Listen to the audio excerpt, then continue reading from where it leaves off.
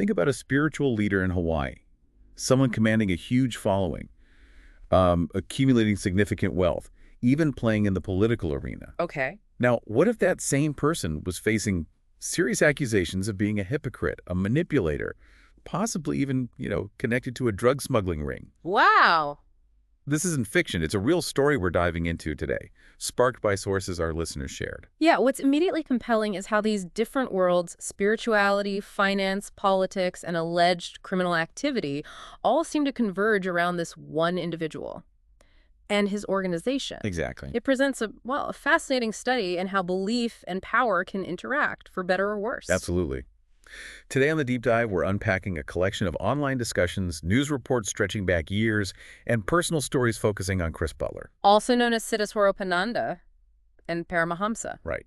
And the movement he founded, the Science of Identity Foundation, often called the Chaitanya Mission. And it's crucial to remember, I think, that while these sources present various claims and viewpoints, our goal isn't really to definitively prove or disprove them. No. Instead, we aim to synthesize this information, understand the narratives being presented, and maybe analyze what they might tell us about spiritual authority and group dynamics. Our listener, the learner, sent these materials wanting to understand the core of this complex situation, the spiritual teachings, the major controversies, and ultimately what we can learn from it all. Makes sense. It's a lot to take in. It is. So we're here to guide you through this deep pool of information, extracting the key insights without, hopefully, overwhelming you. And to help us make sense of it, we have with us today an expert who can provide context and analysis. Happy to be here. Okay, let's unpack this. How did Chris Butler gain such a following in Hawaii? And what are the fundamental ideas behind the Science of Identity Foundation? Well, from what we've gathered, Chris Butler was a local boy, a graduate of Kalani High School. Interestingly, his spiritual path initially involved ISKCON, the International Society for Krishna Consciousness. The Hare Krishnas, right. Most people know that name. Founded by Prabhupada. Exactly. But he eventually charted his own course, seemingly attracting individuals who were perhaps looking for something different from ISKCON's more, let's say, rigid practices. Right. Articles from the late 1970s in the Honolulu Advertiser show Butler establishing a pretty significant presence in Hawaii back then. Yeah. His followers were involved in various activities, from farming and businesses to even forming a political group called Independence for Godly Government, or IGG. Ah, yes, the IGG. What's interesting there is that some of its candidates, like Kathy Hoshijo, initially kind of downplayed any direct link to Butler and ISKCON. Really? Yeah. They might acknowledge chanting Hare Krishna, maybe, but weren't always upfront about being initiated disciples of Prabhupada, ISKCON's founder. The Advertiser reported that later. So suggesting an effort to present a less overtly religious image in politics? Seems like it, yeah. A more palatable public face. It's also noted that Butler's followers operated more discreetly than traditional Hare Krishnas. Definitely. They work in various professions, often kept their spiritual practices private. They were even called the other Krishnas in one Advertiser article. Right. That subtle approach, integrating into society, that's a key distinction. And at the heart of Butler's teachings, according to these sources, well, this is pretty direct. What is it? It was a very direct and, you could say, potentially controversial tenet. Serving Chris Butler is the immediate path to God. Literally, serve me, serve God. Oh, that's a significant departure from traditional Vaishnavism. Isn't it? Where devotion is ultimately directed towards God. Absolutely. And he was presented as the only authentic spiritual master currently on Earth. That's what the sources say. Other Hare Krishna gurus were discouraged among his followers. Which, immediately raises questions about potential leader-centric control, doesn't it? It certainly does. And here's where things get really complex, because the sources then detail a number of serious controversies surrounding his spiritual legitimacy and the practices within the Science of Identity Foundation. Okay. Let's begin with this issue of sannyasa, the vows of renunciation. Yes, this is a major point of contention in the sources. Butler reportedly took sannyasa vows back in the 1970s. And traditionally, what does that entail in Vaishnavism? Well, traditionally, these vows signify a complete commitment to spiritual life. It includes celibacy, detachment from worldly possessions, a life of renunciation. Okay, but the sources indicate that he later married Wailana in the early 1980s. Correct, which would be a direct violation of those fundamental vows, celibacy being a key one. But he didn't just quietly step away from that renunciate status, did he? Apparently not. He apparently continued to use his initiated sannyasa name, Siddhaswarupananda. Siddhaswarupananda. And even the title Paramahamsa? Yes, Paramahamsa. Now, for those who might not know, what's the weight and traditional meaning of that title, Paramahamsa? Paramahamsa is, well, it's the highest level of sannyasa in the Vaishnava tradition.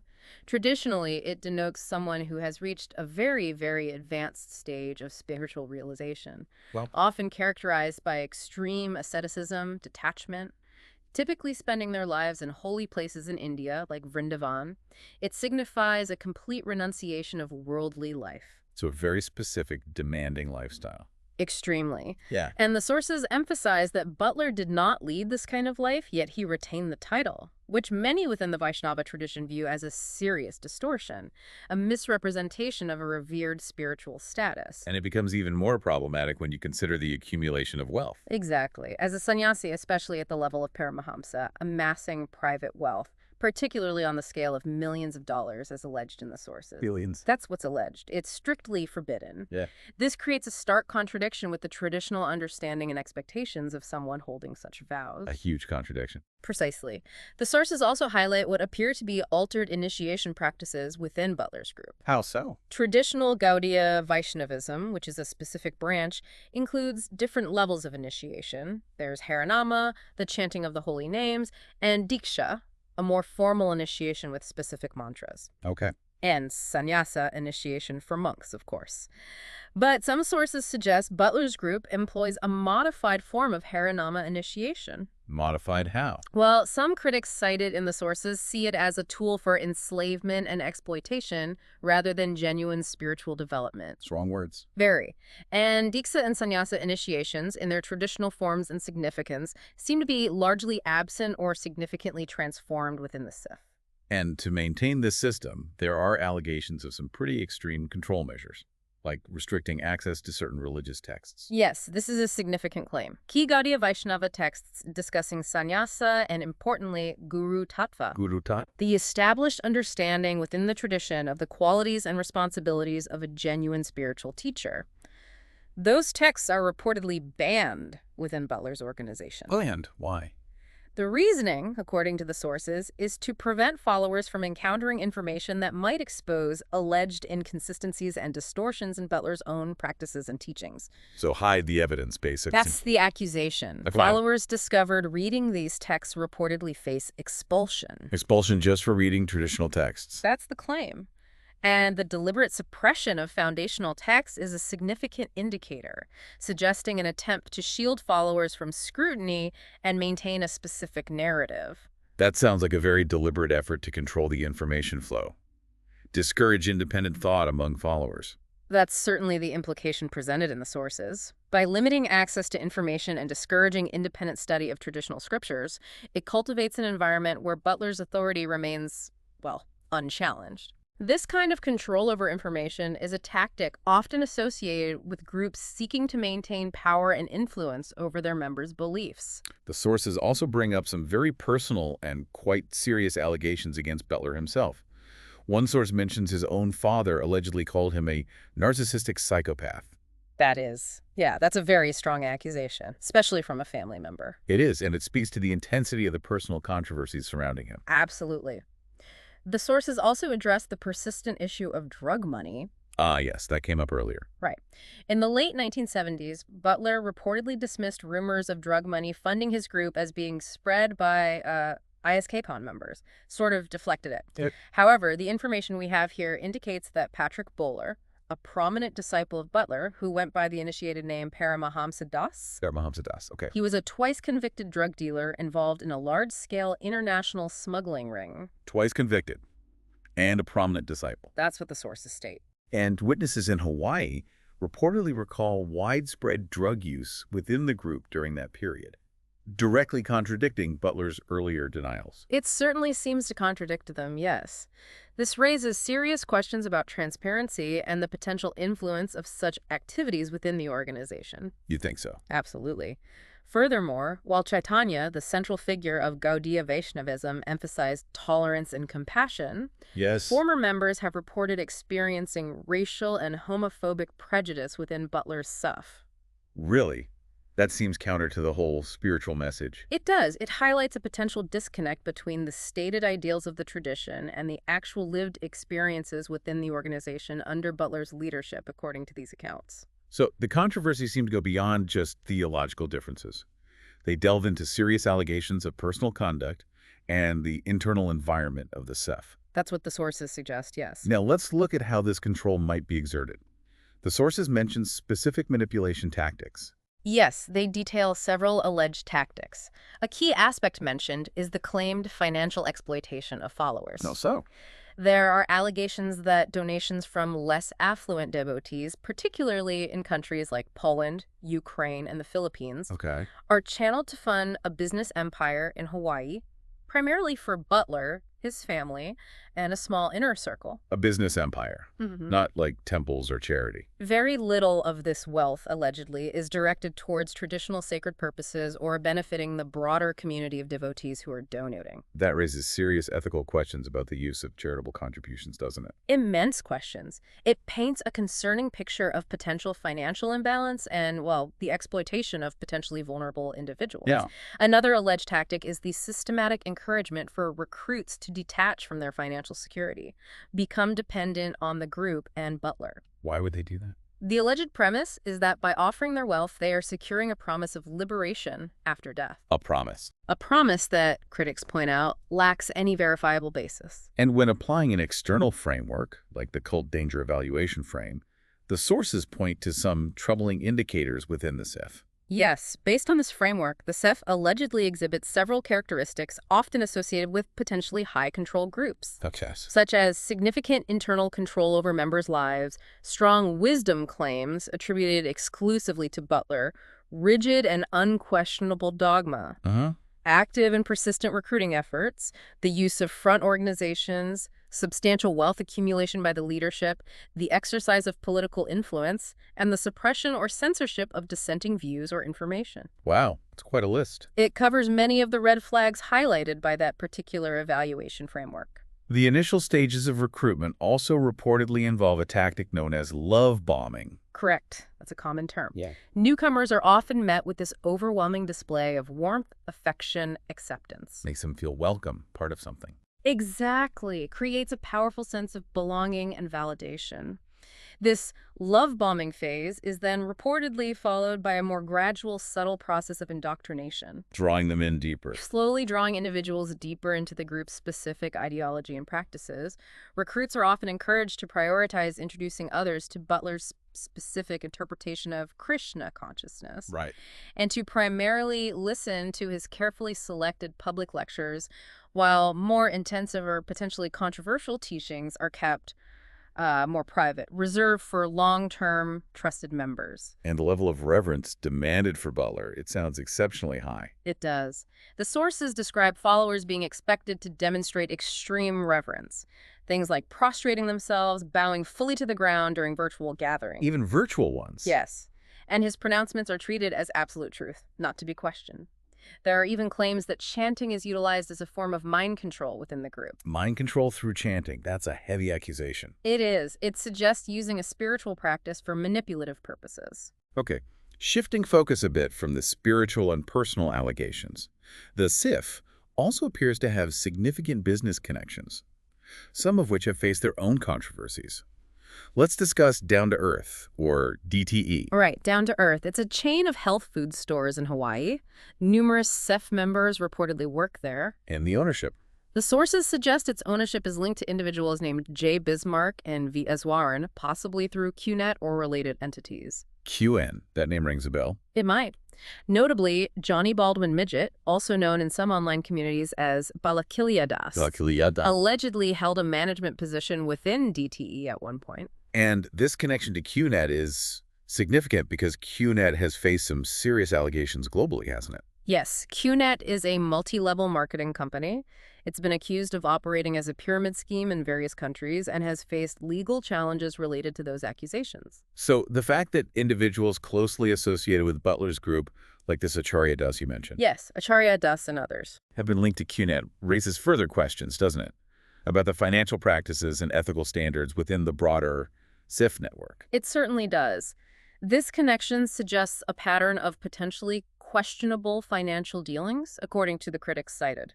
There's also mention of a company called N1 Homes Pty Ltd in Australia, and its connection to individuals within the SIF. Yes, Naimai Strickland, identified in the sources as someone who grew up within the group in Australia, Okay. was a director of N1 Homes Pty Ltd. This company was reportedly under investigation for allegedly defrauding investors of millions of dollars Defrauding investors how? for properties that were never built. Oh, wow. Millions. That's the allegation. This again highlights potential financial impropriety involving individuals with ties to the Science of Identity Foundation. It appears the influence of the SIF extends into the political arena as well, most notably through the figure of Tulsi Gabbard. Yes, Tulsi Gabbard. She was raised within the Science of Identity Foundation, and this connection has been a significant point of discussion and scrutiny throughout her political career. Right.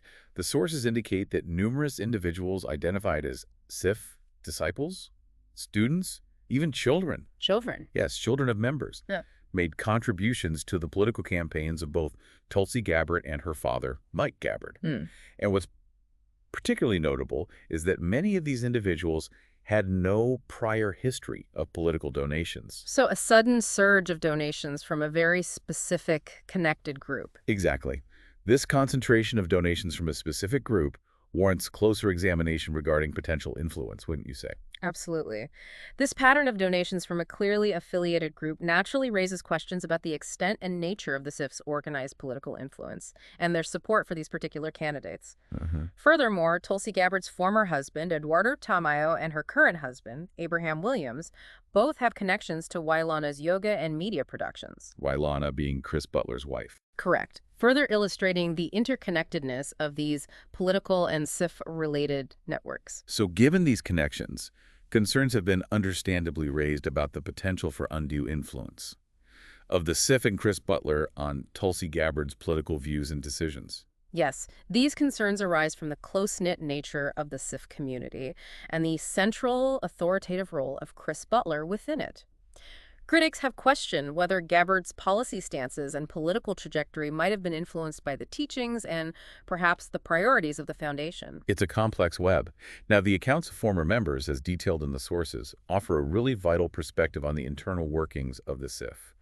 It sounds like leaving the group can be a very challenging, even damaging experience. That's what many accounts suggest. Former members frequently describe being silenced and shamed for leaving, often labeled as disturbed individuals whose experiences should be dismissed. That sounds like a classic tactic to discredit dissenters. It's certainly described that way. They recount experiencing emotional and spiritual abuse within what they describe as a highly controlling system under Butler's leadership. And the consequences for those who publicly criticize the SIF can be quite severe, even leading to the breakdown of family relationships. Yes, there are reports of family members who have openly criticized the SIF being essentially excommunicated from the group, causing significant and lasting rifts within families. That's heartbreaking. It is. The sources also indicate that the SIF is particularly sensitive to any discussion regarding Butler's abandonment of Sannyasa and his subsequent accumulation of wealth. Because those directly contradict the core principles. Exactly. Yeah. Fundamental Vaishnavite principles.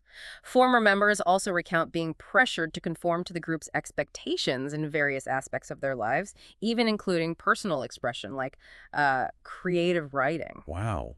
Control down to that level. That's the picture painted by these accounts. To better understand the significance of some of these controversies, it might be helpful to briefly outline the traditional guru-disciple relationship within Vaishnavism and how it contrasts with what the sources suggest is happening within the SIF. Okay. Well, in traditional Vaishnavism, the guru holds a truly crucial role in guiding a disciple's spiritual progress. The relationship is ideally based on honesty, devotion, and service from the disciple towards the guru. Right. A true guru is seen as embodying equanimity, equal vision, guiding disciples without selfish motives, with their sole focus being on the disciple's spiritual growth. Selfless service, essentially. Yes.